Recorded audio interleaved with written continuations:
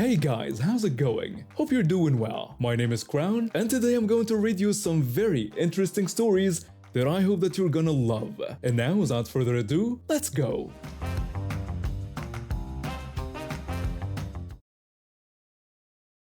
I grew up watching my dad navigate life with more humor than money. He's always been the kind of guy who can find something to laugh about, even when things are tight. These days, it's even harder for him since his disability limits what he can do physically. But he keeps that same optimistic spirit.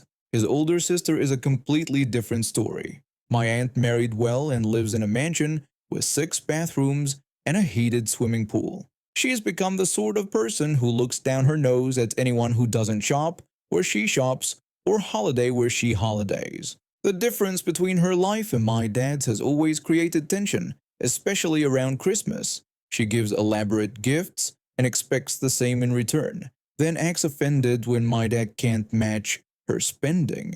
It's like she forgets that not everyone has unlimited funds. This Christmas started out like any other year. My dad was trying to find something appropriate to give my aunt and her husband without breaking the bank. He ended up in a charity shop one afternoon and stumbled across these absolutely ridiculous animatronic singing dogs. They were vintage items, probably from the 80s, and when he switched them on in the shop, they started belting out some cheerful tune while their heads bobbed around. My sister and I were with him, and we all burst out laughing. They were so silly and tacky that they wrapped right back around to being brilliant. Dad knew my uncle would absolutely love them. My uncle has always had a good sense of humor despite being married to my aunt. So Dad paid a few quid for the dogs and brought them home, already grinning at the thought of everyone's reactions on Christmas Day. When Christmas arrived, we packed into the car and made the drive down to my aunt's enormous house. The place always feels more like a museum than a home, with everything perfectly arranged and not a thing out of place. We settled in for the day and eventually came time to exchange gifts. My dad pulled out the singing dogs with this huge smile on his face. My uncle opened the box and immediately started howling with laughter. Dad switched them on, and they started their performance. My uncle was laughing so hard he had tears streaming down his face. Their cat completely lost its mind and tried to attack the singing dogs, which made everyone laugh even harder. My sister and I were cracking up. Even my dad's girlfriend was chuckling. My aunt, though, had this frozen smile plastered on her face like she'd just bitten into a lemon.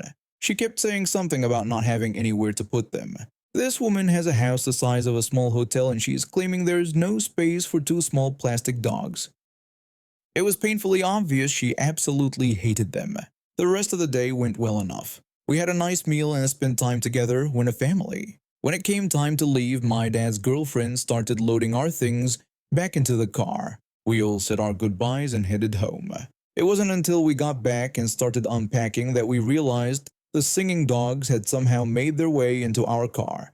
My dad's girlfriend definitely hadn't packed them. We all stood there staring at them and Doc clicked what had happened. My aunt must have snuck them into the car when nobody was looking.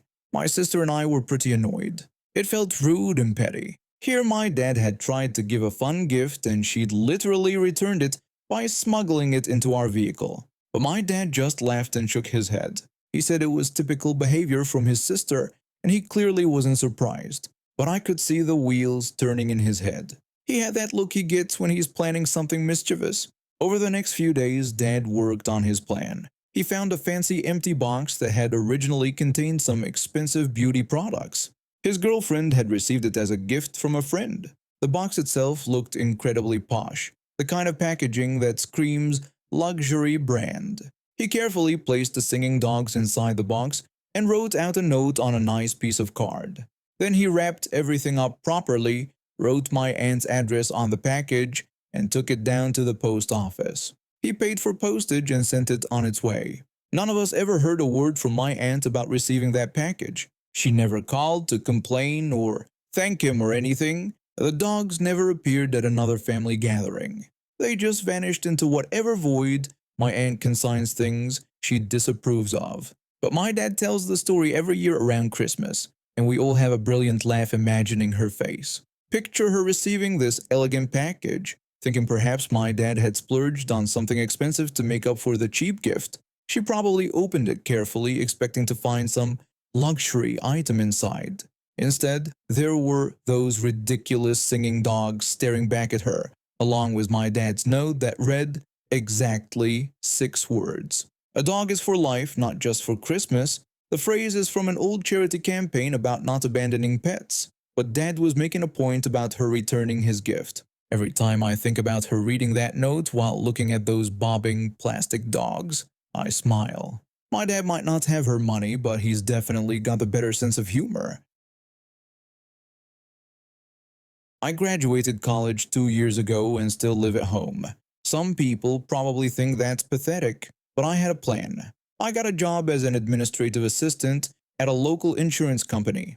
The pay is around $35,000 a year, which isn't much, but it's steady. I've been putting away 40% of every paycheck into a savings account that I don't touch. No trips with friends, no new clothes unless something falls apart, no dinners out or weekend getaways, just work, home, and watching that number climb. My parents never asked for rent. They said I could stay as long as I was saving for my future, so that's what I did. Every month, I transferred the money and pretend it didn't exist. In 2 years, I managed to save almost $30,000. It's not a fortune, but it's enough for a down payment on a small condo, or at least first and last month's rent on a decent apartment with some left over for furniture. My older sister is different. She's the spontaneous one, the kind who quits jobs because she doesn't like her manager or the work isn't fulfilling enough. Last year, she walked out of her marketing job because she said it was draining her. She didn't have anything lined up. She just left. Since then, she's been doing gig work, dog walking 1 week, freelance graphic design the next. She house sat for someone's cousin for a month. Nothing stable, nothing with benefits. My parents worry about her, but they also enable her. They pay for her phone. They buy her groceries when she comes over. They slip her cash here and there. I stay out of it because it's not my business how they spend their money. Then a few days ago, she knocked on my bedroom door after dinner. I was lying on my bed scrolling through apartment listings, which I do sometimes just to keep myself motivated. She asked if we could talk. I said sure and asked what was up. She told me she was in a tight spot. She had some bills due and was short about $800. She was hoping I could help her out. I sat up and put my phone down. I told her I didn't have money to spare. She asked what I meant. She pointed out that I've been saving for 2 years and had more money than anyone in the house. I explained that the money was for my apartment. I was trying to move out. She said she knew, but this was an emergency. Then she told me she'd already told our parents that I was going to help her. I stared at her. I asked what she meant. She repeated that she'd told them I would lend her the money. She said they thought it was really nice of me. I told her I never said I would do that. Her face changed. She crossed her arms and asked if I was seriously going to say no. I said I wasn't trying to be mean, but I couldn't just hand out money I've been saving for years. She said I could always save again later. She said she needed this now and was about to get her power shut off. I suggested maybe she should pick up more hours or find something more stable. She called me cold and left without saying anything else. I felt bad but also annoyed. She didn't ask. She assumed. And then she told our parents I already agreed, which put me in this position where saying no made me look like the bad guy. That night at dinner, my mom brought it up.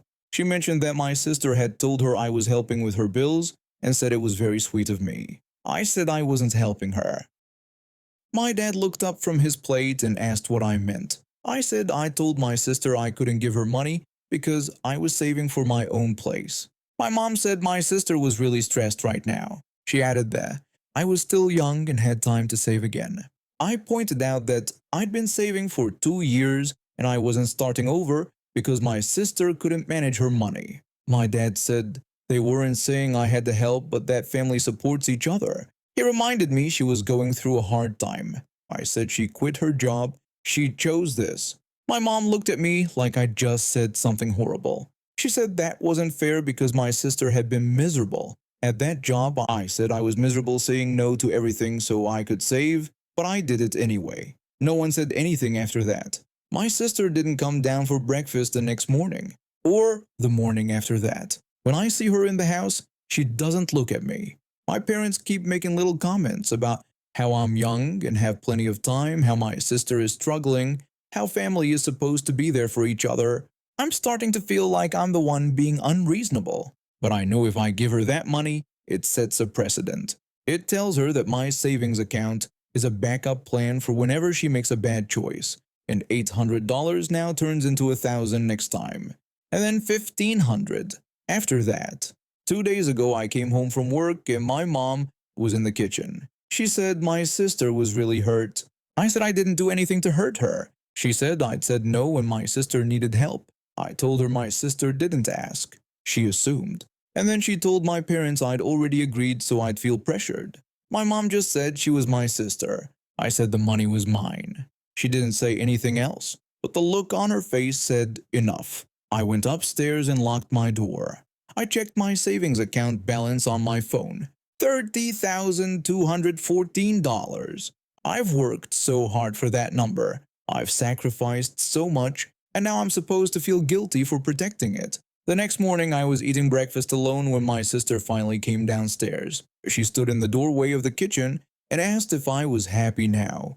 She said her power got shut off the night before, and she had to sleep at a friend's house. I put my spoon down and asked if she was seriously trying to guilt-trip me. She said she wasn't guilt-tripping anyone. She was just stating facts. She said if I'd helped her like a normal sister would, she wouldn't be dealing with this. I told her that if she'd made better choices, she wouldn't be dealing with this either. She called me selfish and walked out. I heard the front door slam a few seconds later. That afternoon, I got a text from my dad. He said my mom was upset and asked if I could reconsider helping my sister. He said it would mean a lot to the family. I didn't respond right away. I sat in my car in the work parking lot and stared at the message. Part of me wanted to just transfer the money and make this whole thing go away. But another part of me knew that would be the worst thing I could do. I texted back and said no. I said I loved my sister, but I wasn't going to enable her poor decisions. I said if they wanted to help her, they could, but my money was off limits. He didn't reply. When I got home that night, the house was quiet. My mom was in the living room watching television. She didn't look at me when I walked in. My dad was in the garage. I went straight to my room. The next day, my sister showed up at the house with a guy I'd never seen before. She introduced him as her new boyfriend. She said he'd offered to help her out with her bills and let her stay at his place until she got back on her feet. My mom was thrilled. She kept saying how sweet he was and how nice it was that my sister had someone looking out for her. I didn't say anything. I just watched my sister smile and play the grateful girlfriend role. And I realized she'd already moved on. She'd found someone else to use. A week later, I signed a lease on a one-bedroom apartment across town. I'm moving out in 2 weeks. My parents seemed surprised when I told them. They asked if I was sure I was ready. I said I've been ready for 2 years. My sister didn't say anything. She was too busy posting pictures with her new boyfriend on social media. And me? I'm finally getting out, with my savings intact and my boundaries still in place. The first year living where I'm living right now was great. Then someone broke in when I was at work. They didn't take much, just some electronics and cash I had stashed in a drawer, but it shook me up pretty bad. I installed better locks and a security system after that. 6 months later, it happened again. This time they came through a back window and ransacked the place looking for valuables. I woke up to my neighbor pounding on my door at 2 in the morning because my alarm was going off. The police said there had been a string of burglaries in the area and I should consider additional security measures. That's when I decided to install an electric fence around my property. It wasn't cheap, but I couldn't keep living with that constant anxiety. The company that installed it made sure it was clearly marked with warning signs every few feet. The fence itself had bright yellow strips running along it with lightning bolt symbols. You'd have to be blind to miss them. I only activated it at night since that's when both break-ins had happened. During the day, it was just a regular fence. My cousin had always been the type to show up unannounced and expect everyone to drop everything for her. We weren't close growing up. She was 5 years older than me and always acted like I was beneath her. I hadn't heard from her in probably 2 years when she called me out of the blue one afternoon. She told me she needed a place to stay for a while. I asked her what she meant by a while. She said just a few months, maybe 3 or 4. She explained she was between places right now and remembered I had bought a house. I told her that was a long time and asked what happened to her apartment. She said the lease ended and she didn't want to renew it. She was planning to move across the country, but needed time to save up money first. I said I didn't think I could host someone for that long. I worked from home and needed my space. She reminded me we were family and asked if I had 2 bedrooms. She promised she wouldn't be in my way. I explained it wasn't about the space. 3 or 4 months was basically moving in and that was too much. She accused me of letting family be homeless and called me selfish. I pointed out she wasn't homeless and had options. She could renew her lease, find a roommate situation, or look for a short-term rental. She complained those all cost money and asked why she should pay rent somewhere when I had a free room. I told her because it was my house and I wasn't running a hotel. I said I was sorry, but the answer was no. She hung up on me. 3 days later, I was working in my home office when my phone started blowing up with alerts from my security system. I pulled up the camera feed and saw my cousin in my backyard trying to climb over the fence. I ran outside and saw her gripping the top of the fence, one leg already swung over. She was yelling something at me, but I couldn't make it out. Then I remembered what time it was. 7:30 in the evening. I had activated the electric fence 20 minutes earlier when the sun started going down. The realization hit me the same moment it hit her.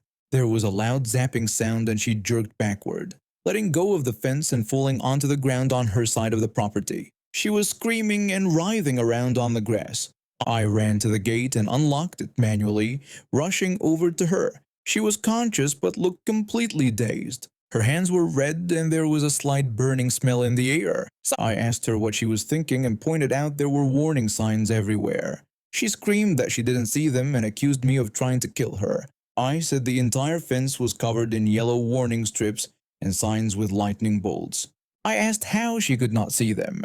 She claimed she thought I was just trying to scare people away and didn't think it was actually electric. I asked why she was even here since I had told her no. She said she figured if she just showed up, I would let her stay. She thought I couldn't turn away family when they were already inside. I asked if her plan was to break into my house. She insisted she wasn't breaking in and was just letting herself in since I wouldn't answer the door when she knocked. I said I was working and had noise-canceling headphones on during calls. I added that even if I had heard her, I still would have said no. I called an ambulance because I didn't know how bad the shock was. The paramedics checked her out and said she would be fine, just some minor burns on her palms and a good scare. They asked if I wanted to file a police report since she had attempted to break into my property. Her eyes went wide when she heard that. She started backtracking immediately and insisted it was just a misunderstanding. She begged me to tell them it was a misunderstanding because we were family. I said she tried to climb into my yard after I explicitly told her she couldn't stay here. She begged me not to press charges and promised she would leave and never bother me again. The police officer who responded looked at me expectantly. I thought about it for a minute. She was sitting there with bandages on her hands, her hair still sticking up from the static, smelling faintly of burnt fabric. She looked pathetic. I told them I wasn't pressing charges. Her face flooded with relief. I warned her that if she ever showed up at my house again or contacted me again, I would press charges. I told her to stay away from me and my property. She nodded frantically and the paramedics helped her into the ambulance. The officer took my statement and confirmed that my fence was properly marked and legal. He actually complimented my security setup. After everyone left, I went back inside and locked all the doors. I pulled up my security footage and saved the clip of her climbing the fence and getting shocked, just in case she tried to come back or claim I hurt her on purpose. That was 6 months ago. I haven't heard from her since. My fence is still electrified every night from 7 to 7. The warning signs are still bright and visible, and the electric fence surely did its job. I've been living in Portland ever since I took that IT job at the startup downtown. Before that, I was back in Sacramento working retail and honestly going nowhere. The move was supposed to be a fresh start, but I made sure to keep in touch with the people who mattered. That included this one girl I met through my buddy Jake about 7 years ago. We met at some house party Jake threw. She walked in like she owned the place, talking to everyone, laughing loud. Just this super outgoing person. We hit it off right away. We'd text all the time, send each other memes, vent about work stuff. Even after I moved to Portland, we stayed close. Video calls every week, constant messages, the whole thing. I genuinely thought of her as one of my best friends. About 6 months ago, she messaged me asking if I could help her out with some cash. Nothing crazy, just a couple $100. She said she was between paychecks and her car insurance was due. I didn't even hesitate. I sent it over that same day. She thanked me and said she'd pay me back soon, but I told her not to worry about it. Then about 3 or 4 months ago, everything changed. She got a boyfriend. I never met him in person, but she'd mention him here and there. At first, it seemed normal. She was happy, posting pictures with him, doing couple stuff. But then she started getting weird with me. Her replies got shorter. She'd take days to respond when before, it was always within hours. I'd send her something funny and get nothing back. I figured maybe she was just busy with a new relationship, so I gave her space. But then it got worse. 2 months ago was her birthday. I sent her a message first thing in the morning wishing her a happy birthday and hoping she had an amazing day. She didn't respond. Not that day, not the next week, not even after a month. 2 full months of silence and my message just sitting there unread. I tried reaching out a couple more times, just casual stuff, asking how she'd been. Nothing. Radio silence. She wasn't even viewing my stories anymore. It felt like I'd done something terrible, but I genuinely had no idea what. We never fought. There was no argument, no disagreement, nothing. One day we were friends, the next I was getting ghosted. Then yesterday I went to send her a message and realized I couldn't. She'd blocked me, completely blocked me on everything. No explanation, no final message, just gone. I sat there staring at my phone, feeling like I'd been punched in the gut. I messaged our mutual friend, this girl who knew both of us pretty well. She was shocked when I told her what happened. She said she'd noticed my former friend acting different too, really possessive and weird. Then she dropped the bomb. She told me she was pretty sure it was the boyfriend who blocked me, not my friend. Apparently he'd been controlling about who she talked to, especially guys. The mutual friend said he seemed manipulative and that my former friend had changed a lot since they got together. Honestly, at that point, I was ready to just move on. She becomes someone I didn't even recognize. But then the mutual friend told me something else. My former friend had been talking about me behind my back for months, saying nasty stuff, making me out to be some kind of creep or whatever. I don't even know exactly what she said, but it was bad enough that this mutual friend felt the need to warn me. That's when I decided I wasn't just going to let it go. You don't take money from someone and then block them without a word. You definitely don't take money from someone and then trash them to your other friends. My former friend had this other friend, this girl, I'll call her a best friend. They were always together, always posting about each other, the whole inseparable best friends thing. I knew her too, though we'd never been close. Just acquaintances, really. But my former friend used to tell me everything about this girl's life. Stuff about her, dating history, personal drama, family issues, things that were clearly told in confidence. Specific details I had no business knowing. So today, I messaged the best friend, just a casual greeting asking how she was doing. We started chatting, and she brought up my former friend's boyfriend without me even asking. She said she thought he was manipulative and controlling, and that she was worried about my friend. I saw my opening, and I took it. I started dropping little details into the conversation. Things about her past relationships, specific arguments she'd had with her ex, personal stuff about her family that I definitely shouldn't have known. Things my former friend had told me in confidence, things I'd never asked about but she'd volunteered anyway. The best friend went quiet for a minute. Then she asked me how I knew all of that. I told her the truth. I explained that my former friend had told me everything over the past couple years. Every secret, every private detail, everything the best friend thought was just between them. The best friend was furious. She asked if I was being serious, if my former friend had really been sharing all her personal business with me. I sent her screenshots of some of our old conversations where my former friend had casually dropped these details, just gossiping like it was nothing. The last message I got from the best friend said she needed to go have a conversation with someone. I could tell from her tone she was beyond angry. She thanked me for telling her the truth and said she'd been feeling like something was off for a while now.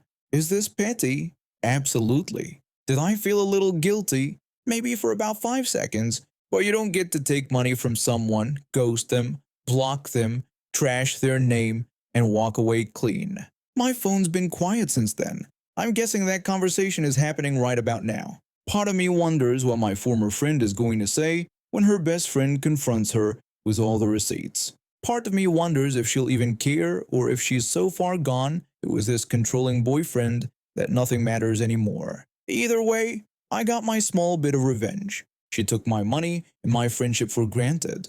She threw away years of trust for some guy who clearly doesn't have her best interests at heart. And now her actual best friend knows exactly what kind of person she's been dealing with all this time. I'm not expecting an apology. I'm not expecting her to unblock me or reach out. That ship has sailed. But at least now she knows she can't just use people and discard them.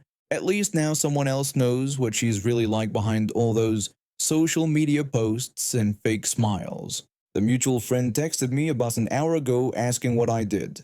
Apparently word got back to her that the best friend and my former friend had a massive fight. She said the best friend was telling everyone what happened and that my former friend was trying to do damage control. I just told the mutual friend that I simply shared some information that needed to be shared. Nothing more, nothing less. Tomorrow this'll all blow over probably. Everyone will move on. But for tonight, I'm sitting here knowing that someone who thought they could walk all over people just got a taste of their own medicine. I've been living in the same house for over 15 years, and somewhere along the way, I'd accumulated way more furniture than I actually needed. The worst offender was my old dining room set, taking up half my dining area. It's a solid oak table with 6 matching chairs that I picked up at a furniture store back when I first bought the place. The set had been good to me over the years, hosting countless dinners and holiday gatherings, but my life had changed. I lived alone now and I'd bought a smaller, more practical table that fit my current lifestyle better. The old set had to go. I took some decent photos and posted the listing on both Facebook Marketplace and Nextdoor to maximize my chances of finding a buyer quickly. I priced it at $250, which was more than fair considering the condition and quality. I could have probably asked for $300 or more, but I wasn't trying to make a profit.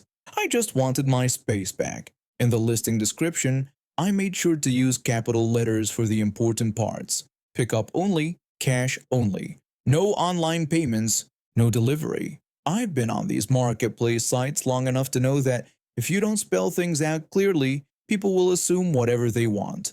And I'd heard enough horror stories about payment app scams to know better than to accept anything but cold, hard cash. The listing went live on a Tuesday morning around 9 o'clock. By that afternoon, I'd already gotten a handful of messages. One person asked if the chairs had any wobble to them.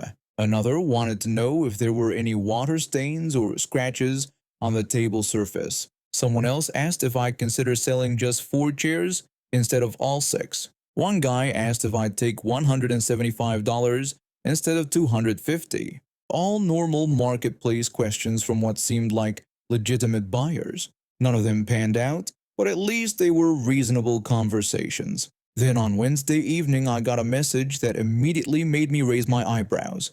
The person started off friendly enough, saying they were interested in the dining set. Then they asked if I would be willing to deliver it to them because they lived in a town over 400 miles away. I had to read that sentence 3 times to make sure I wasn't misunderstanding. 400 miles. That would be over 800 miles round trip. I did some quick mental math. My truck gets about 15 miles per gallon on the highway, maybe less when loaded down with heavy furniture. 800 miles would be over 50 gallons of diesel. At $4 per gallon, that's over $200 just in fuel. More than I was even asking for the furniture. Plus, I'd be spending an entire day driving, loading, unloading, and hoping this stranger actually paid me when I showed up. I typed back a polite response explaining that, as clearly stated in my advertisement, this was pickup only. I told her I wasn't able to deliver and definitely not to somewhere 400 miles away. Any reasonable person would realize they were asking for something completely unreasonable and move on. But she messaged back within minutes. She said she really, really needed this dining set. She asked if I could please make just this one exception for her. Then she added that she'd pay me when I arrived at her place. I sat there staring at my phone, amazed at the audacity. She genuinely expected me to drive 800 miles round trip, spend over $200 in fuel, waste an entire day of my time, and just trust that she'd hand me $250 in cash when I pulled up to her house. No deposit, no guarantee, just blind faith. I sent another message, this time being more direct. I told her there would be absolutely no exceptions to my pickup-only policy. I wasn't driving 400 miles to deliver furniture under any circumstances. Her response came back fast, and the tone had shifted. She said I was being really unreasonable and unfair. Then she pulled out a sympathy card claiming she was a single mother who desperately needed this dining set for her children. I've been on marketplace sites long enough to recognize this manipulation tactic. I'd seen it discussed in the Facebook groups where people share their worst buyer experiences. When guilt tripping doesn't work, entitled people often resort to making you feel like a terrible person for having boundaries. I replied one more time saying that while I understood her situation, my terms were not negotiable. Pickup only, cash only, no exceptions. I thought maybe she'd finally get the hint and leave me alone. Instead, she came back with a new angle that made every alarm bell in my head start ringing. She sent a long message saying she'd just remembered something. She claimed she had professional movers who were, coincidentally, picking up some furniture from my city in the next few days. She said what were the odds and suggested they could just swing by my place and grab the dining set while they were in town anyway. She explained that she was currently sick with some kind of flu and couldn't possibly make the long drive herself, so having her movers handle it would be perfect for everyone involved. I read through her message slowly, analyzing every detail.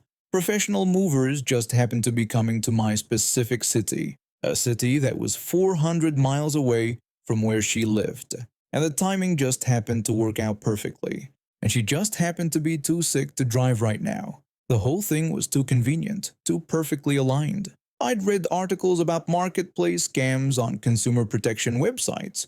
I knew exactly how this one worked. The next step would be her offering to send me payment, probably through a check or money order. The amount would be more than my asking price, maybe $400 or $500 instead of $250. She'd claim the extra money was to cover the mover's fees or transportation costs. Then she'd ask me to pay the movers directly when they showed up, using the extra money from her payment. I'd hand over cash to these so-called movers. They'd take the furniture and disappear. A week later, my bank would notify me that the check bounced because it was completely fake. I'd be out the furniture, out whatever cash I gave the movers, and left with nothing. I typed back a solid response. I told her I had zero interest in working with any movers whatsoever. Cash payment in person, pickup only, exactly as my advertisement specified. No discussion, no negotiation. She didn't like that answer. Her next message was noticeably more aggressive. She asked why I was being so difficult about this. She insisted she was offering me a perfectly reasonable solution. She said the movers were legitimate professionals and I just needed to be more flexible and willing to work with people. That pushy, entitled attitude was all the confirmation I needed. Legitimate buyers don't act like this. They don't get angry when you stick to your clearly posted terms. They don't have convenient stories about movers being in your exact city at the exact right time. They don't guilt trip you, pressure you, and then get hostile when you say no. Then came the message I've been expecting. She said she wanted to send me payment right away to hold the dining set and make sure nobody else bought it. All she needed was my email address or my phone number so she could transfer the money through a payment app. There it was, the real goal of this whole conversation. She wanted my personal contact information, email address, phone number, access to payment platforms, everything she'd need to either steal my identity, pull off her moving company scam, or both. I didn't bother typing a response. There was nothing left to say to someone like this. I clicked on her profile, selected the block option, and confirmed. Her messages vanished from my inbox instantly. I left the listing up, and the inquiries kept coming over the next couple of days. On Friday afternoon, I got a message from a man who said he and his wife were looking for a dining set for their new apartment. He asked if Saturday morning around 10 o'clock would work for them to come look at it. I said that would be fine. Saturday morning at exactly 10 o'clock, a truck pulled into my driveway. An older gentleman got out, followed by his wife and a young man who looked to be in his 20s. The older man introduced himself, shook my hand, and explained that the young man was their grandson helping them move. They looked over the dining set carefully, checking the chairs for stability and running their hands over the table surface. The wife sat in one of the chairs to test it out. After a few minutes, the man turned to me and said they'd take it. He pulled out his wallet and counted out $250 in cash, mostly in 20s with a few 10s mixed in. I helped them carry the table out to their truck first, then we loaded the chairs one by one. The grandson did most of the heavy lifting while his grandfather supervised and made sure everything was secured properly. The wife thanked me 3 separate times before they left. As I watched them drive away with the dining set, I thought about how simple the whole transaction had been. No drama, no demands, no suspicious stories. Just normal people buying furniture the normal way. And now we have reached the end of today's stories. Thank you for watching, and see you next time.